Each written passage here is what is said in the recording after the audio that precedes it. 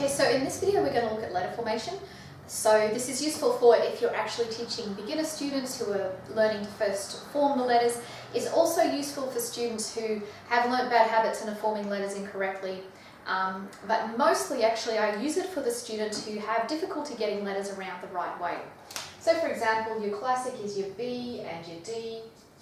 Now for a lot of dyslexic students, as well as just lots of students when they're first learning to read and write, those look the same. How do I remember which side the little circle goes on? I don't know.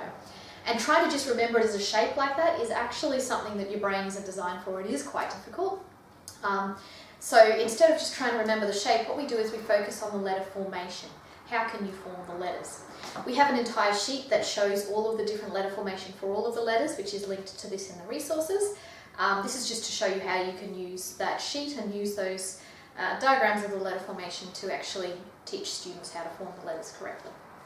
So the first set of letters are the bouncing letters. So we start off with, I just get the student to do some bouncing across the board. So I say, this is the first thing you need to be able to do to write a letter is you need to be able to bounce. Can you bounce like me? Make the mountains. So you have to make sure they're making that shape correctly, not like that, which is what a lot of them like to do. And then when they do that, you say, okay, well, there's one letter here I can see that it looks like, and of course it's, and they normally get it, it's the M. Okay, and then there's another one, well, it's kind of like the M, but it just stops there, it's an N. But hang on a second, what if we just start up high and then we bounce? Ah, now we've got another letter. Actually, a H is a bouncing letter as well. Okay, what about if we start up high and we bounce? And we're just going to do one cheeky little, finish it off. So now we've got a B.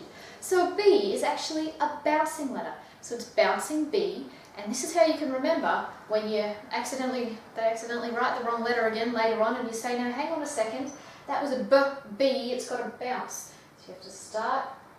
You also have to bounce the direction that you're writing. Okay, so you can't bounce back that way, which some people want to do. No, you can't bounce back that way, you've got to bounce the same direction that you're writing. And so you bounce the direction that you're writing, and then you just finish it off. And it's a bouncing B. You can do it for a P as well. So you bounce all the way up that time, and it becomes a P. Normally I do that the first time, and then I say, you know what, that's really hard to bounce all the way up, so I'm going to let myself take my hand off and come back and bounce like that. Because that's actually the correct way to form a P, but that helps to think that it's still the bouncing movement that we had happening before with the B.